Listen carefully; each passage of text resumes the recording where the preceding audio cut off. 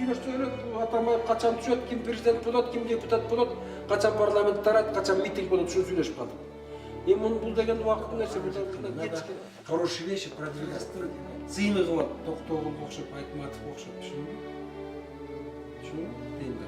Анан сен 5 мыңдан ойлобой дейм мен, окуп ойлобойсуң, бака түшүнүп алып кел дейт, экин адамдан да. Анан сен мага берген ойлобогум, мен Шакем ойлойм. Создают жанры. Пушкин, анан бакай отуруп, жок, сен анан ыр менен мында эми пуш. Анан аягынан кошо коюп, кошо экөөнү күрөштүрөт, кошо менен это же фантастика, это же образ. Это как раз рассчитано на молодежь окуп поднять национальный дух. Мен 64-кө чыккан, мен ошону окуп алып ушундай сыйлыктардым да. Ушундай жерлердин эмеси көп тажрыйбасы. Биз ошолорду үйрөнүш керек. Ошон үчүн мекендештер форумунун өткөрүп атканын туура деп ойлойм.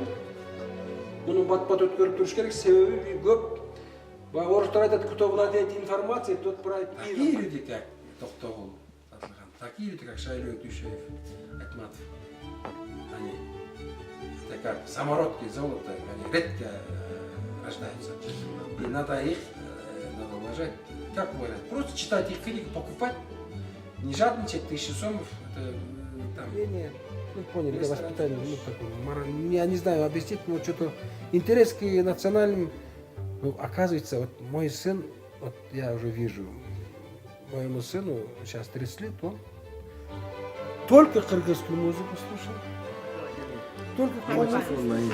Тынчылык болула, манчылык болула, тыныштап бар болула. Жок, болбой калды. Кагышпайсың, анан кийин айтпайсың. Кел, кагыш алайын. Эми. Мандылык болула, тынчылык болула. Барбалакты айтпайсың. Албай калды, кайра баштайт, кел. Кеңеш туруп, анан. Амандылык болула, тынчылык болула, тыныштап бар болула. Ой, азамат келди. Тынчылык болула, бар болула, ошо.